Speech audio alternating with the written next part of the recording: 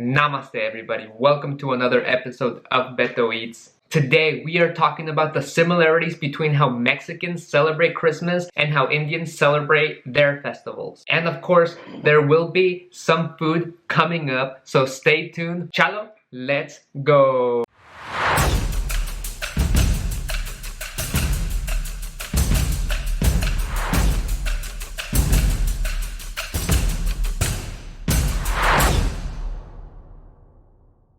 A quick reminder, Foodgasm family, that if you haven't entered for the free giveaway that I am doing currently, this is the last week to enter, so definitely do it. I have the link down in the description on how to enter. I'm giving away two $25 gift cards to 2 winners. Good luck to everybody, but let's go on to the video. Welcome everybody, my name is BetoEats. Today we have a very fun episode where I'll be showing you some similarities between the Mexican culture and Indian culture as far as how Mexicans celebrate Christmas versus how Indians celebrate their festivals. There is actually some big similarities, and today I'm going to point those out. As you know me, I'm a huge fan of food, so I always try to incorporate some food into my videos.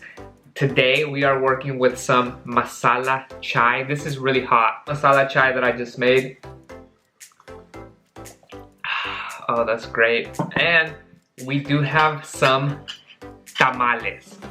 So this is a tamal. For anybody who doesn't know what this is probably the most traditional, probably most well-known dish that Mexicans eat during Christmas time, or Navidad. Christmas in Spanish is Navidad, so I will be calling it Navidad from here on out, just so you know. This is a meat mole tamal. It's so delicious. So how they do this, if you're looking at this and you're wondering like, what the heck is this? Well, first of all, the actual part that you eat is inside this. So this that you see here is the corn husk. It's the layer outside of the corn that protects the corn when it's growing. The inside is made of dough. They make a special dough and then they add different fillings. You can have these sweet with pineapple, coconut, many different flavors. You could also have these savory where you add some chilies, some cheese. This one, like I mentioned, they add mole, which is almost like a Mexican curry, I would say. But this one is probably one of the most popular ones, and my mom did happen to make some this year, so I'm super excited. And she did give me some to show here in the video. Let's go ahead and open it up, just so I can show you how it is. So you go ahead and just tear it open. There you go. So that's how it looks inside. So the outer edge here, this is like the dough, and then you can see the red part of it, and you can see the red part of it is the actual filling. In this case, it's a meat. I believe this is maybe chicken. I might be wrong though, but it is so soft. It just breaks apart.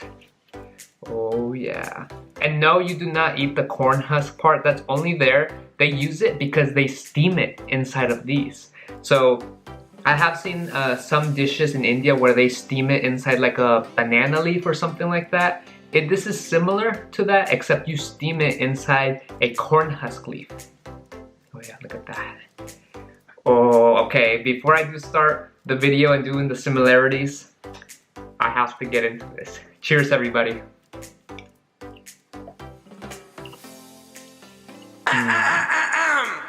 Oh man. Wow. This just reminds me of like my childhood.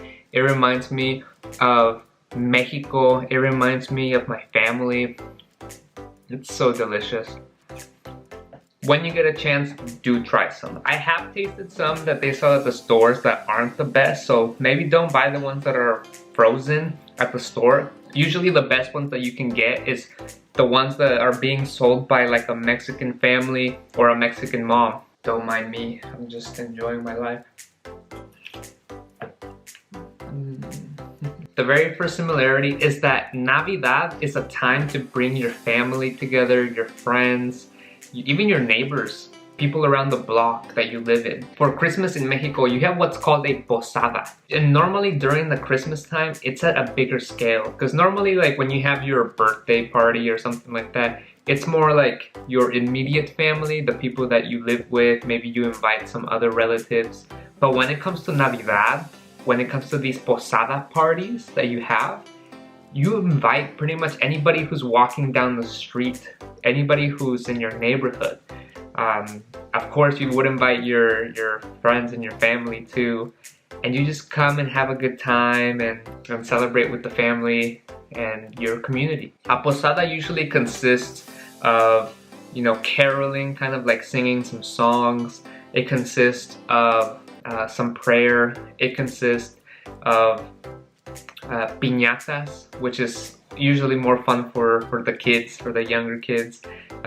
Piñata is, for those of you who don't know what a piñata is it's kind of like a hollowed character made out of newspaper, like paper mache, and you stuff it with candy. So then what happens is, normally one end of the piñata has a hook, and you hook that up to a rope. The kids will take turns to try and break it with a stick. And you know, whoever breaks it, once the piñata is broken, all the candy falls out and all the kids in the area go and grab the free candy. It's just a good time. I remember when I was small, I would always look forward to piñatas.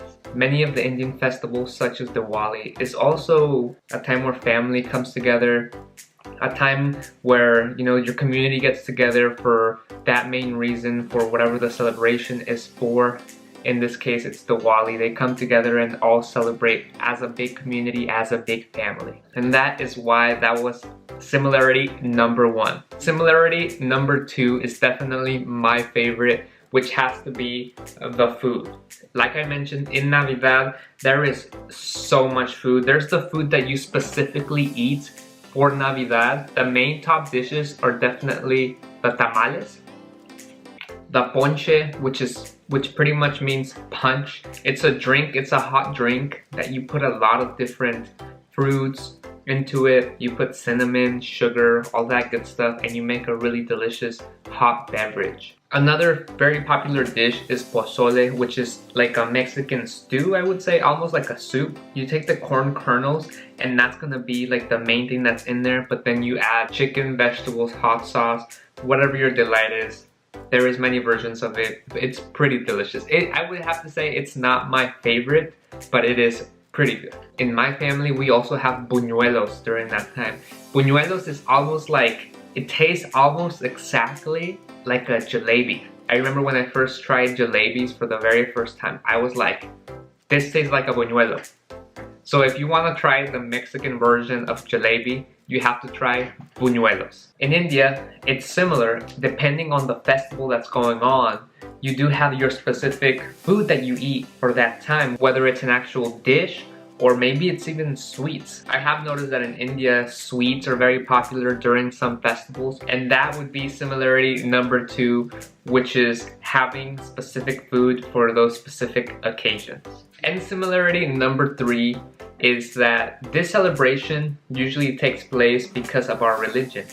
I am Catholic, I was raised Catholic, and Navidad, it's a time to celebrate the birth of baby Jesus. So during these posadas, during the actual Navidad day, when we celebrate, there is some prayer that goes into this. Prayers usually consist of being grateful and giving thanks for all the things that we have, our family, our health, our work, all of those things. And overall, it's a celebration for a specific event that happened in the history of our religion. And comparing that to some Indian festivals, I do know that there is some prayer that goes into some of these festivals. Some of these Indian festivals also consist of some big event that happened in the history of a specific religion. Maybe it was a great battle fought between 2 Indian gods, and this festival was to remember and celebrate that big event that happened in that religion's history, which is also very similar to how Mexicans celebrate for an event that happened in our religion as well. If you think there is more similarities, definitely let me know down in the comment section. And remember, if you haven't signed up for my giveaway, definitely check the link down in the description on how to enter. I am giving away 2 $25 gift cards to the lucky winners. 2 subscribers that I want to give a shout out to this week. Very first one is Rudrika Salvi, and they said, I love the way you respect, love, and enjoy Indian food. Thank you so much for your very kind comment. The next subscriber is Rachita Rao, and they mentioned, Merry Christmas to you and your family, Happy Holidays. Merry Christmas to you and happy holidays to your family as well. And with that, I do want to wish everybody the happiest holidays, merriest Christmas, and I will see you next week where we will be revealing who the winners of my very first giveaway are. I'll see you then. Adios!